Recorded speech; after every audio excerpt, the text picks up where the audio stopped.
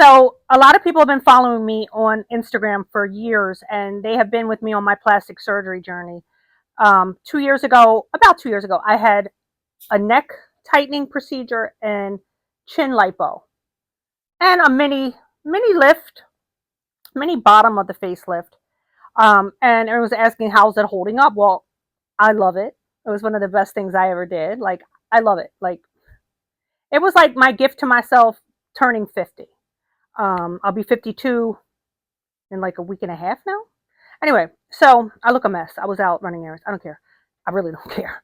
But the chin lipo was amazing. It was one, I'm telling you, one of the best things. I'm going to explain to you the procedure because everybody asked me about this because I had started to droop and I had that little chunk of fat and it's hard to get rid of. You know, people do the exercises on Instagram. I've never really done them. I follow some of the pages. They look good, but I got the little shortcut. Um, so basically what the procedure entailed, it was done under local anesthesia. And I can't say how long it took because I had gotten my breast implants exchanged at the same time and I had my stomach lipo touched up. But everything total took 2 hours under local. So, you know, I didn't have to go under general, which is, you know, to me more risky. And I try to avoid that with any procedure. So basically, he went in, he made an incision here. I don't know if you can see the, hold on, let me try to move the camera. Can you see that little, it's barely visible. Anyway, one little scar, you can't notice it. So then he went in and he sucked out all that fat. Yes, suck it all out. Drain every little drop. He took out that fat and then he lifted here and here. And I do have one small suture right here. I don't think you could see that either. Under each earlobe. So he sucked out all the fat and then he lifted the skin. And then he just did one stitch to sew it and pull it up. So then he did the neck tightening thing. Now, you know how a lot of older people have that like turkey neck? It's because there's something called a platysma band. He cut the platysma band and tied it, which tightened up that turkey neck look because I was starting to get that. You can see the before and after at the beginning of this. It's on my thumbnail. You can see my, I don't know how to edit yet. Eventually I'll hire an editor, but the before and after there is amazing. And I think that was only after a week. So it really improved that saggy, this was all sagging and fat and but he cut that band and tightened up the neck. It just lifted everything up. And then with that fat, he had put some in here and here. He did a fat transfer to my face because you know fat is liquid gold in the plastic surgery business. I was in the plastic surgery business here in New York City for almost 5 years as a patient care coordinator. I was New York's top closer, mostly for Lipo 360 BBLs. I'm talking years ago when it first started getting popular. I got out of that business though. That'll be a whole nother video. It was cool, but some doctors are better than others. And we'll leave it at that. So I'm very happy with my doctor. Oh man, Dr. Caslow on Madison Avenue, New York City. Amazing. At Dreams Plastic Surgery, amazing. Board certified, real board certified surgeon. Let me get this straight for those of you who do not know. A lot of these doctors are not board certified. A lot of these doctors are not cosmetic surgeons. A lot of these doctors are not plastic surgeons. FYI, and you can Google it, any doctor with a medical license is allowed to perform liposuction. And a lot of them are doing it. That's why there's so many cheap lipo mills in Miami, all over the place. There's pediatricians doing lipo. Anybody with a medical license, you can be a psychiatrist, doctor, you can do lipo. Should they be doing it? Absolutely not. It's crazy. But they're going in and they're going under the training of another doctor working at the lipo mill and just following in their shadow and learning as they go. You know how dangerous that is? So that's one of the reasons why I left the business. A lot of things I didn't know when I first walked into it. But I'm going to make a whole video about that. But um, I love it. I love the chin and neck lift here. You can see how defined it is. I didn't have that before. It was starting to go down. I mean, let's be real. I'm getting older, and I have no problem talking about my surgeries or anything I do. Nobody can leave a comment and insult me or break my confidence, please. Okay? I don't care. I do what's best for me, what I want to do for me. No one's living in my skin, no one's living in my body. So you can have your opinion, just like I can have my opinion, but it doesn't matter to me. I'm going to do what I want. I've had people try to talk me out of shit. Those are the same people that just didn't have the money for the same procedures that I was getting. Haters. Haters. They'll try to talk you out of it, all kind of shit. My thing is, I've never tried to talk anybody into getting plastic surgery. I have shared my experiences and given information. It's not for everybody, period. It's not. And that's okay. Don't let social media pressure you into believing you have to look a certain way and do this and do that. You don't want to be 90 trying to look 20. That's just fucking weird. Now, if you're 90 and you want to get a little lift, great. That's your business. Do whatever you want. But I believe, for me, in doing things in moderation. I'm not old enough to get a full, and maybe when I am in my 70s, I may want that. Maybe I won't. Maybe, I don't know. I'm not a gypsy. I can't predict the future here. I'm not a fortune teller. But for right now, while I'm still like single, mingle, and whatever, I want to look and feel my best, especially here in New York City. Everything's so image conscious. Like, it's kind of shallow and sad. It's like that in LA too, Miami, a lot of other cities. But here too, it's really bad. People just treat you mean if you don't look good or you look a certain way. And I've been in the acting and modeling industry since I've been 12. It's 40 years, right? 40 years of my life. So I limit myself also with roles and opportunities if I don't keep up my appearance. And also, it's about being healthy.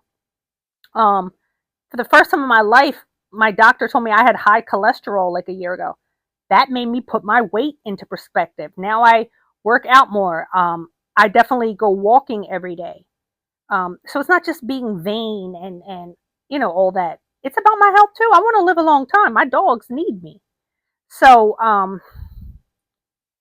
it's a personal decision. Personal decision. So a lot of people, oh, you don't need that. You're fine the way you are. And that same chick will be in the office a week later. Oh, I want the neck lift. I've seen it. As a coordinator, I sold surgeries. The same friend that would come with someone for a consultation trying to talk that friend out of it would be the one 3 months later when they got their income tax getting a procedure. Make it make sense. Some hater shit. If I say you can't listen to anybody, that's with anything in life. So I love my lift. The next thing I'll probably get, realistically, but not yet, is a little lift up here. You see that? Just a little, and the scar would be up in the hairline, which will be covered. So you see that? Just like a little, Look at that. Just a little. And then, I always get the Botox. I'm overdue. Right here, and these are called the 11s. You see, because it looks like an 11. And then I get the crow's feet. Botox is every 3 to 4 months. Everybody metabolizes it different. But Botox freezes the muscle. Fillers fill in a certain area. So, because a lot of people ask me, what's the difference between fillers and Botox? Exactly that. Botox freezes it, and fillers fill it. And there's different types, different textures, different volumes, weights of fillers for different people, different skin. So you definitely want to go to a licensed nurse practitioner or med spa that knows what they're doing, because it's also about proper placement. So when you get fillers, I'm not going to just fill it in. It's about placement. So if they put some, just say Juvederm up in here, and it fills it in. It's going to give me a slight lift up in here. Slight. Because she placed it properly, and it's also going to give me that volume up in my cheek. So it's about placement, guys, too. So there's a lot of things. And don't ever hesitate to ask questions when you go for a consultation. And more than anything, you want to get a consultation from the doctor. Like the doctor that did this, he does all his consultations. Like I was a coordinator. Yes, I did consultations because the doctors are doing surgery. They're surgeons, right? They're doing surgery the whole week. They don't have time to meet with every single potential client. Now, some of them, if you book the surgery, then they'll meet with you because they don't have time to be, well, she may or may not book. They're not businessmen. They're not salesmen. They're doctors. They're surgeons. Their minds work differently. They're more into doing surgery, and that's as they should. I want them to be focused on all hands on perfection, precision. I don't want you to worry about, oh, did she send in her deposit? No. But this particular doctor, he does surgery certain days of the week, and then he'll do consultations in the office 2 days a week. He'll have the coordinator do the paperwork and do all that other stuff, but then he'll come in for 5 to 10 minutes and assess what you need and don't need. And you don't ever want a doctor who oversells and tells you you need a whole bunch of this and a whole bunch of that. You want a doctor that's going to tell you you don't need extra stuff. That's how you know he's ethical. That's how you know he's a good doctor. And don't trust all the before and afters you see on social media. Okay? Filters, Photoshop, rampant. And it's hard to go off of reviews too, because a lot of these unethical doctors will pay or incentivize patients to leave good reviews on Google. They'll give them a free post-op massage or $200 off the procedure, whatever. It's so hard to find a good surgeon. Best thing is word of mouth if you actually know someone in real life and see the real life results. And that's hard too, because what if you don't know anybody? You know what I'm saying? So, it's good if you can find a place that posts unedited photos. And you could usually tell because they'll show the tattoos, they'll show the cellulite. It's not going to look like perfect, like a model, like in a magazine. So, yeah.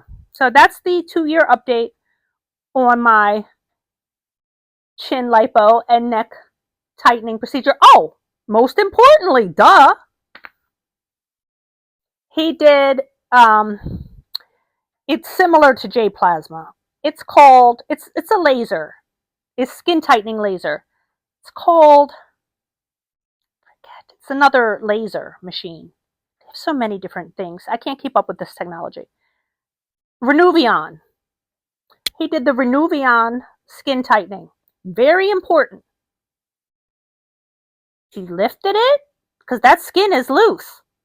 That skin has to reattach to the muscle. That Renuvion, that tightening, is tightening it and keeping that shit in place. Okay? So, you want to add that tightening. Keep that shit tight. Yes. So, yeah, I love it. I'm very happy. So, that's a 2-year update. It hasn't dropped. And, people are like, oh, well, what if it sags?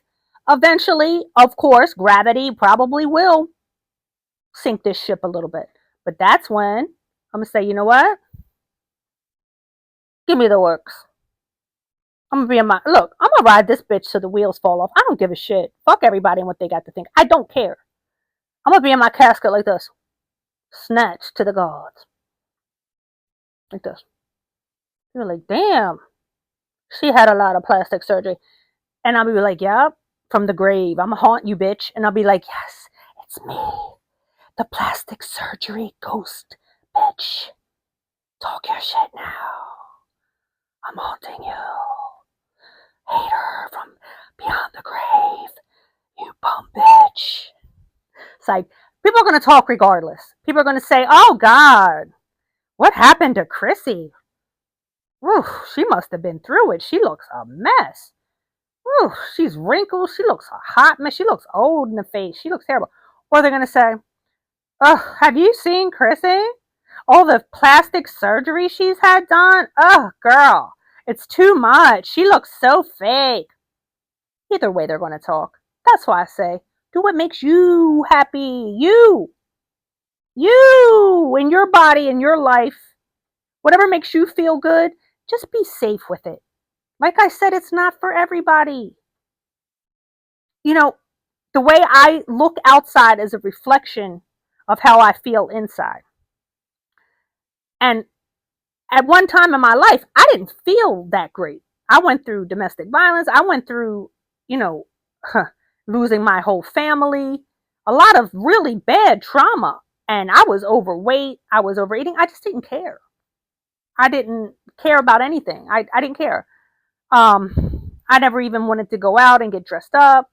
But once I started getting into therapy and getting my life back together and getting healthy again, mentally, spiritually, physically, the surgeries were kind of just like the added touch that I wanted to add. Because if it's available, I'm doing it. Why not? You know, when I was a teenager in the 80s, I used to think 30 was old. You would think, oh God, what are we going to do when we turn 30? We're going to be so old. Because if you looked at television, the 30 and 40-year-old women back then looked like the Golden Girls. Like they were in their 30s and 40s. They had the short senior lady haircut and all that. And they were cool. They were great. I love that show.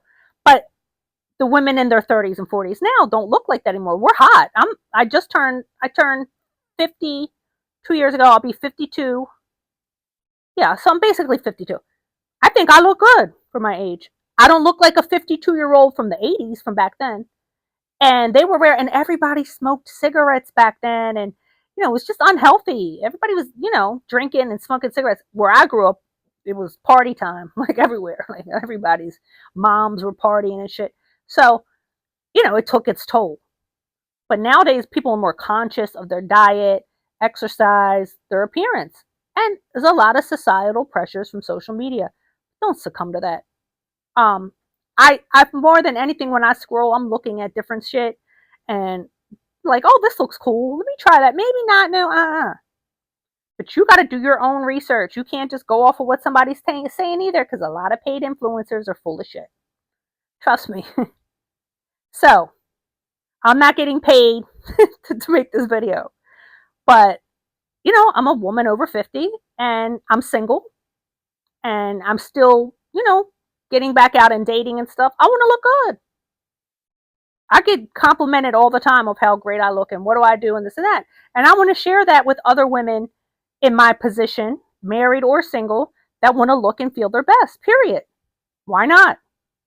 You know, it's not over for us. Stop watching these red pill and these angry men videos talking about we're useless, we're worthless after 30 or 25. That's disgusting. That is so vile. No human being is worthless or unlovable, period, because you've hit a certain age. That's so sick. These men are hurt bad. They are bitter and mad at us. Pay it no mind. But don't go out altering yourself either, buying into that bullshit, thinking you got to look a certain way because there's fucking losers out here talking shit about us. Do it for yourself. Period. Period. I just, you know, I'm in a highly competitive city. I'm on television. I have my own show out right now on Amazon Prime and Tubi. Like, you know, I was on Love and Hip Hop. I've done a lot of shit. I'm always in front of the camera. I want to look a certain way. I know how nasty people are. Ooh, people are mean. The world is cruel. They will pick you the fuck apart. They will look at your eyebrows, eyelashes, your teeth. We're going to talk about my new veneers on another video. Oh, baby, these are perfect. Okay? Because I went to Mary J. Blige's dentist. Thank you. I got the best teeth from the best doctor in New York City. I'm going to make a whole video about that whole fiasco. Whew, I got so many topics to share with you guys. I love you. My name is Chrissy Monroe. If you don't know me, you're going to get to know me. I'm your new online bestie, auntie. Some people say I'm like a mom to them, mother figure. Because, I'm the me that I wish I had when I was growing up, because I never had a mom or anybody to teach me a lot of things. And I got a lot of wrong information from a lot of real messed up women. Let's just put it that way. And I kind of went down the wrong path, but then I got back on the right path, and now here I am today. I changed my life. I got shit together. I'm happy. I live in New York City with my 2 rescue chihuahuas, Marge Tiffany and Ashley Gabor. Life is good. I moved to New York when I was 29 from Baltimore. Made all my dreams come true, and plus some. And it's not over for you or for me. Get out of that depression, get out of that mindset. It's more than lipo and chin lifts. It's a whole attitude, and I'm going to help you get that new attitude, Patti LaBelle. I got a new attitude. Yeah, it's not over. Okay? Stop listening to the negativity. Stop listening to your friends, frenemies, and family who care so much. Okay, some of them may. I'm not judging anybody, but most do not. Gabor, stop. You see this little onion back here? Gabor. Oh, she's a tiny tail. Stop it. All right, so on that note, she's barking at something. I do hear a noise outside. So thank you guys. Tune in, hit the like button, subscribe, and I'll be back with more content. Yes. Look at that. That jawline. Look at that. Come on now. Hello. Hello. Okay, I'm not gone yet. For those of you that are still here, I'm a new YouTuber. Well, newly consistent. I forgot to leave out some important parts about the chin lipo. So I'm back. To answer some people's questions that were fresh on my mind at the time. How long did it take to recover? Because a lot of people, need to get back to work, right? So I was like swollen for like a week. I'm going to try to edit this video and stick some pictures in there. But I had to wear like the headband thing. Like, remember Mommy Dearest that Joan Crawford used to sleep in? Like the thing that lifted her face up? That. Because remember, I said the skin has to reattach, right? So we want to keep that nice and tight and make sure it goes where it's supposed to go. It's giving what it's supposed to give. How about that? So, it's about a week, but everybody's different. I'm not giving medical advice here. I'm just giving my experience. So it's about a week, and it wasn't bad. It was more the swelling of the fat transfer in my face. But I was good like after a week, because I think the picture that the before and after was a week later when I went for my follow-up. So I looked fine. And at that time, if I had to go somewhere and I was swollen, I just put the mask thing on, like, and covered it. So it was whatever. But I really wasn't going anywhere. I was recovering. Hello. There was no infection. There was nothing. There were no risks. There were no, you know, side effects. Whatever. There was none of that. I had nothing. I had none of that. Was it painful? For the first 24 hours afterwards, yeah, I was swollen. I had just had a surgery. So yeah, I was on pain meds, but I didn't really need them after like the second day. I would say I was good. It was more boring just laying here. You know what I'm saying? But I also had other things done, so I was just okay. But honestly, nothing else really hurt. Like I said, it was 2 hours under local. I was good. I am on blood thinners. I did all the medical clearances. This doctor is thorough. He plays no games. He even called my doctors back for a second time after I got the clearance to reconfirm that I was good. And we did all the things that I had to do for my medical condition. So your health is number one. I don't care. Let me turn this fan off because it's kind of noisy. Your health, listen, no procedure is worth your health, period. So it's not that serious. If your doctor says no, it's no. Okay? Your doctor, your primary care physician has to clear you. Why doesn't the surgeon clear you? For obvious reasons. There's a lot of crooked surgeons that will clear you just because they want your money, and it's unethical and it's not safe. Okay? So you want to go to your trusted primary care doctor to get that clearance. Two separate entities there. So if your primary care doctor says no, it's no. Don't try to argue, no, I wanted it. It's not worth your life. It's not worth your safety, period. None of that is. So I was ready to not get it because I'm on blood thinners. So I was shocked when my doctor said okay. But I had to prepare with different blood thinners before that week, and we did a whole thing. So but that's just my situation. But as you can see, it turned out great. The swelling wasn't that bad. What else? Pricing. Pricing is different for everyone because you may not want the neck lift, or you might just want the neck and not this. So everybody's different. I never give out prices because why? Everybody is literally different. What you may need, I may not need. What I may need, you may not need. And I'm talking about New York. So we're in New York, Madison Avenue. So it wasn't out. It was affordable. Honestly, it wasn't outrageous. So yeah, you can shop around and all that, but at the end of the day, I've always told clients and I've always told my friends, two things you don't ever want to get in life: cheap tattoos and cheap plastic surgeries. You're messing with your body here. This is your body. It's permanent. Go buy a cheap used car, whatever. You can get it fixed. Good, breaks down. This is you. This is your health. This is your life. This is your safety. Stop bargain basement shopping for these cosmetic procedures. Please, if you don't have the money, save up until you do. Wait a year if you have to go to the right doctor who is qualified to touch you. This is not, you know, I hate how social media has made it just so mainstream and oh, just go. You're in a vulnerable position. You're getting a real surgery. I hate how people downplay it. It's surgery. Don't get it twisted. This is serious. A lot of complications can happen. You have to make sure you are mentally and physically prepared. You can take time off of work to recover.